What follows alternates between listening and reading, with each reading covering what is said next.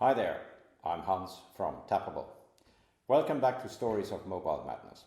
We have just returned from Athens, where we attended the Global Editors Network conference. We enjoyed 3 days of presentations by media strategists and talked to many editors and media innovators. So let me share already with you a few of my main takeaways. But I also want to talk about the biggest news in social media this week, and that is Facebook's expected launch of its cryptocurrencies. But before we start, you can really help us out in producing these episodes. Just let us know what you think. Leave your comments below and click like and subscribe. Every day, Facebook lifts another tip of the veil that hangs over its global coin or Libra cryptocurrency launch. Yesterday, they confirmed that Visa and PayPal endorsed the project. More companies will follow. Rumors are mentioned that Booking.com, MasterCard, Stripe and many more may join. Facebook expects that the new currency will be overseen by a consortium of 100 companies, each paying $10 million to join. They will act as nodes that enable the financial transactions. Whatever its ultimate name, the Facebook cryptocurrency will be pegged to a basket of fiat currencies. And with its 2.5 billion subscribers, Facebook may just be the company that can truly make crypto a reality.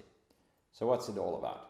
In my view, it is essentially about facilitating sales, making it easier for Facebook users to transact with each other across the globe without any obstructions. And anyone who has ever made payments in different currencies knows exactly what these obstructions are. Exchange rates, huge transaction fees, delays of execution, and so on. Payments through Facebook will be instantaneous, exchange risk-free, and probably also free of charge. Who will this new payment system benefit?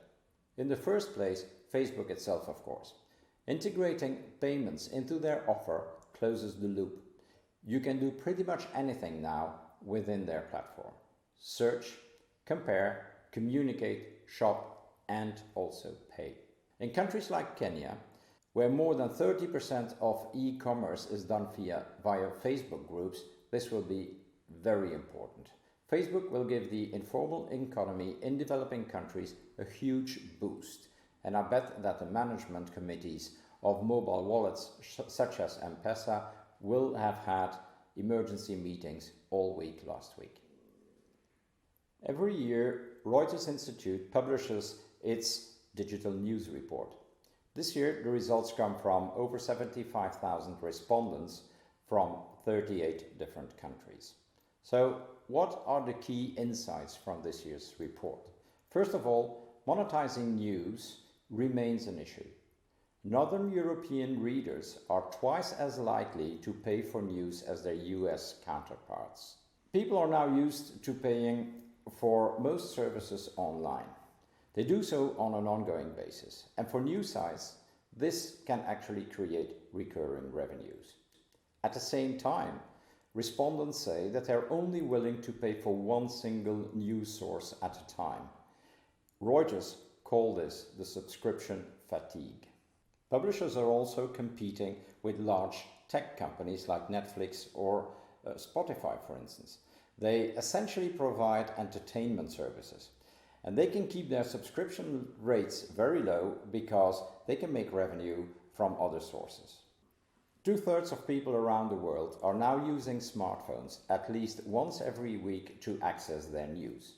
Smartphones are gradually becoming the preferred gateway to first contact with news. And if publishers want to keep their audiences engaged on smaller screens, they will have to adapt the format of their content to suit those smartphone users. And that is music to our ears, because tappable stories are the ideal format to create immersive content on smartphones. And that's exactly what we have been telling all the editors that we have met at the conference. And we got some very good feedback from them. We're making great progress with the development and we are starting to put together our very first pilots. So don't forget to sign up for early access on tappable.co or simply reach out to me.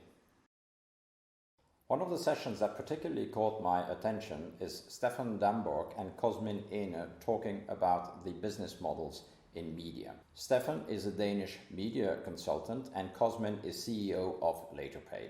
In their own words, they both repeated a comment that Rasmus Klein Nielsen of Reuters made just a couple of hours earlier. He said that a lot of the news is not worth paying for because there are sufficient free alternatives. According to Stefan Damborg, publishers don't pay enough attention to what users really want and when they want it, even though they have the data as well as the tools to analyze customer behavior. His research shows that only 25% of editors are evaluating user behavior on a daily basis. And for journalists, that percentage drops to less than 15%. In my book, this leaves plenty of room for improvement in this area. Cosmin talked about the risks of the hard subscription models. People expect an enormous amount of value for the money they pay to publishers. And how do news publishers compete with entertainment providers such as the Disney Channel, for instance?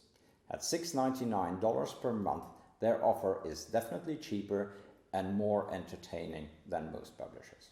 Sticking to the subscription model may not be the solution.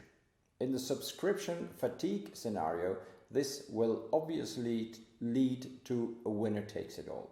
And by definition, this leaves an awful lot of losers behind.